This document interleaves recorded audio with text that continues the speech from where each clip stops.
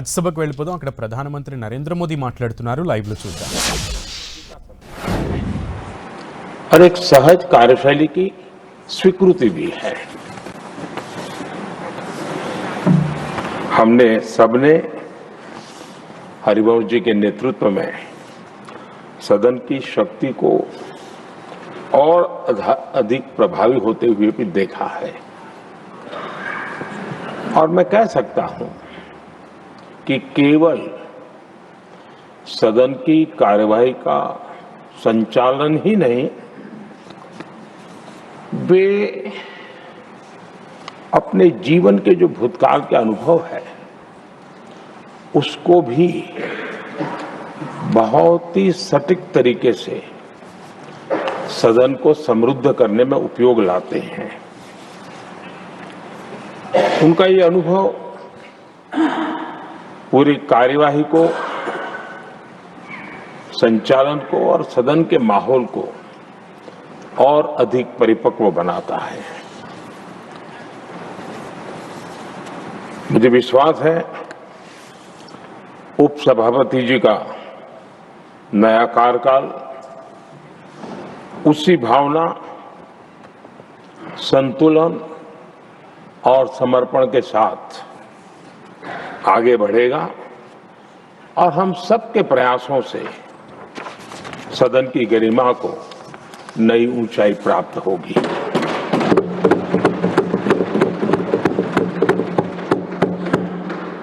आदरणीय सभापति जी,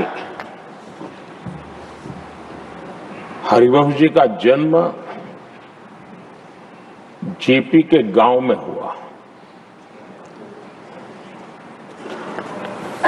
और सहज रूप से ग्रामीण पृष्ठभूमि के कारण उन्होंने अपने गांव के विकास में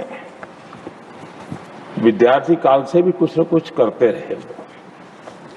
उनकी शिक्षा दीक्षा काशी में हुई और इन सारे विषयों पर मुझे भूतकाल में बोलने का अवसर मिला तो मैं काफी कुछ कह चुका हूं, इसमें से आज को दोहराता नहीं हूं। एक बात का उल्लेख आज जरूर मैं करूंगा। आज 17 अप्रैल है और 17 अप्रैल 1927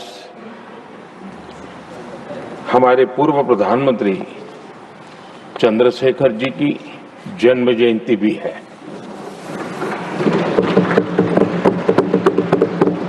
और विशेषता ये है कि आज 17 अप्रैल को आप जब तीसरी बार इस दायित्व को संभालने जा रहे हैं और वो भी चंद्रशेखर जी की जन्म जयंती पर, और चंद्रशेखर जी के साथ आपका जुड़ाव, उनके प्रति आपका लगाव और एक प्रकार से आप उनके सहयात्री रहे उनके पूरे कार्यकाल में, तो ये एक अपने आप में एक बहुत ही बड़ा सुयोग है। आपने चंद्रशेखर जी के जीवन पर किताबें भी लिखी हैं और चंद्रशेखर जी के एक बृहद जीवन को नई पीढ़ी तक पहुंचाने का एक बहुत बड़ा काम भी आपने किया है और इसलिए आपके लिए एक बहुत बड़ा विशेष अवसर बन जाता है कि चंद्रशेखर जी की जन्म जयंती पर आपका तीसरा कार्यकाल का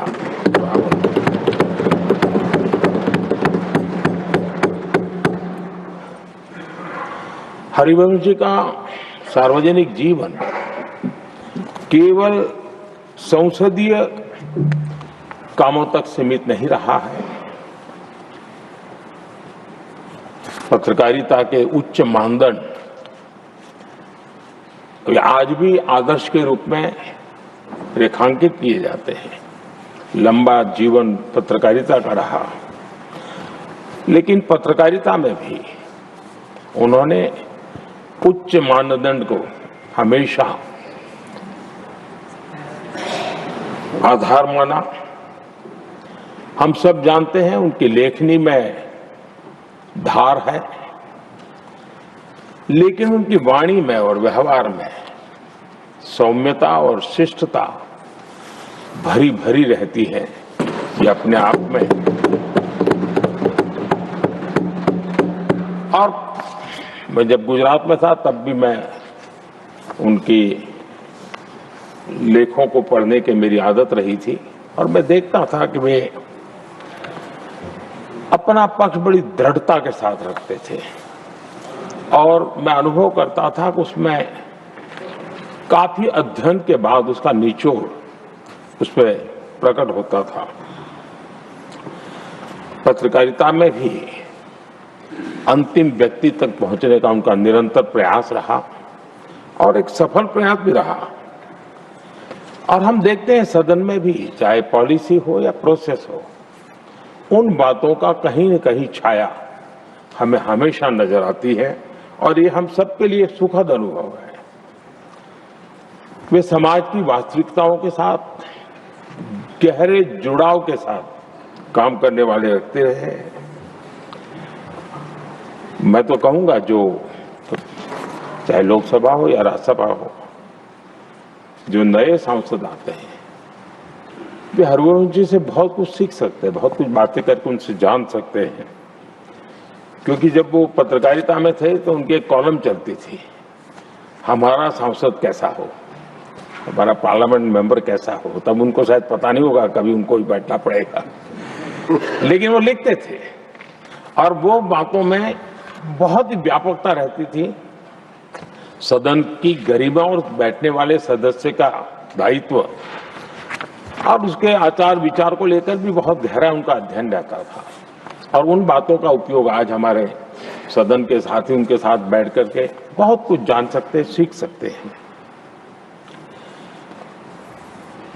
समय की पाबंदी, एक डिसिप्लिन लाइफ में और अपने कर्तव्यों के प्रति गंभीरता, ये आपकी विशेषता रही है और शायद इसी के कारण आप सर्वस्वीकृत व्यक्तित्व आपका विकसित हुआ है। हमने देखा होगा जब से वो राज्यसभा के सदस्य बने हैं, मैं कह सकता हूं कि पूर्ण समय वो सदन में होते हैं।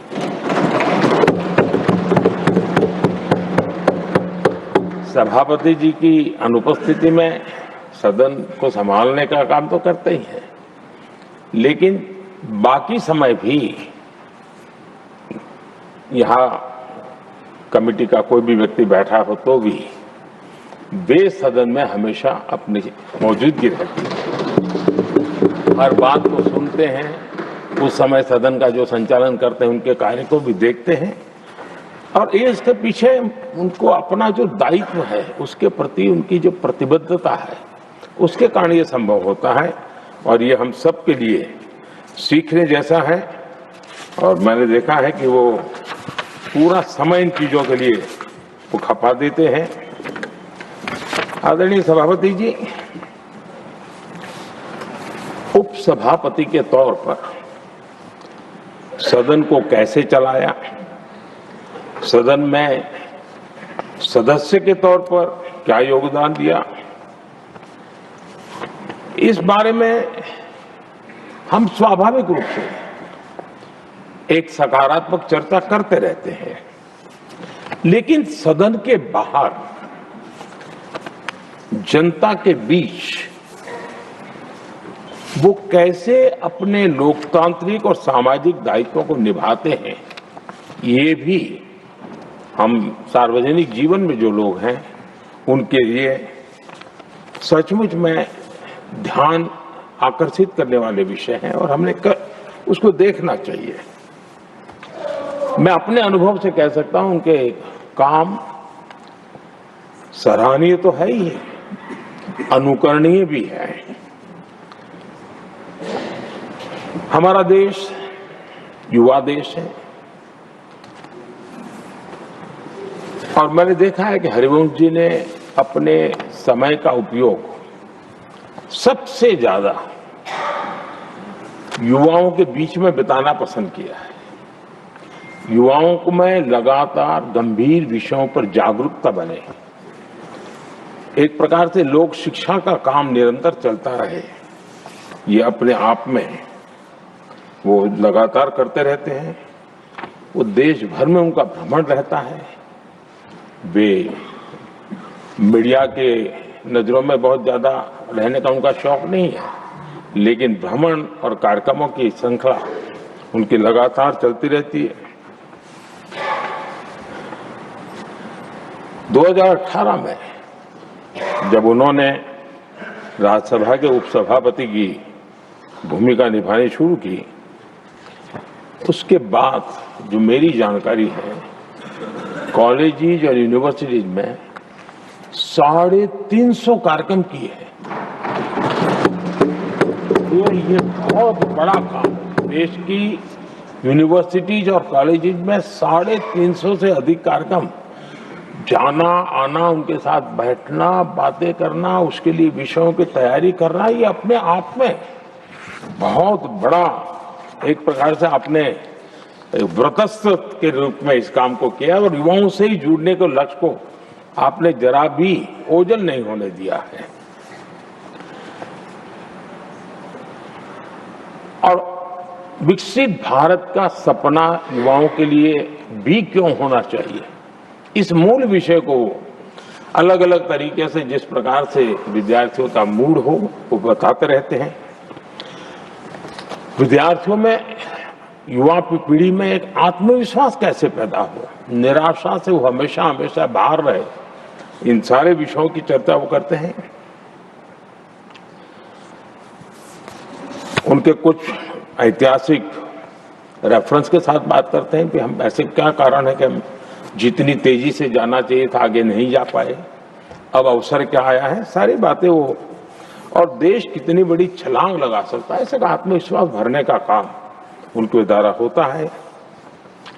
आजकल देश में लिटरेचर फेस्टिवल एक बड़ा सिलसिला चला है और अब तो वो टियर 2, टियर 3 सिटी तक भी वो सिलसिला चला है।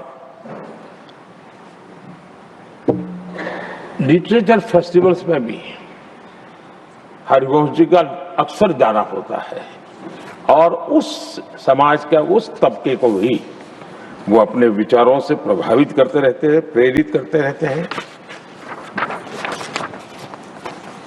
आदरणीय सभापति जी, मैंने उनके जीवन का एक प्रसंग जो सुना है, शायद हो सकता है साल वगैरह में मैं बहुत मेरी जानकारी सटीक न भी हो, मैंने सुना है कि 1994 में हरिवंश जी पहली बार विदेश यात्रा की और वो अमेरिका गए। जब अमेरिका गए तो अपने तय कार्यक्रमों के अलावा जब उनसे पूछा गया कि आप कहीं और जाना चाहते हैं, कुछ करना चाहते हैं, तो उन्होंने आग्रह से कहा कि मैं जरूर, ये विकसित देश है तो मैं उसकी यूनिवर्सिटीज को देखना समझना चाहता हूँ, वहाँ की ऐसी कौन सी शिक्षा और कल्चर है जिसके कारण ये देश इतना आगे बढ़ रहा है। और उन्होंने काफी समय अपने निर्धारित कार्यक्रमों के सिवाय पहली अमेरिका की यात्रा में सिर्फ और सिर्फ यूनिवर्सिटीज में बिताया, उसका अध्ययन करने का काम किया। यानी ये जो ललक थी उनके मन में कि अगर एक विकसित देश की यूनिवर्सिटी से जो निकलता है तो हिंदुस्तान की यूनिवर्सिटीज भी ऐसी हो ताकि विकसित भारत का सपना वहीं से रेखांकित किया जा सके।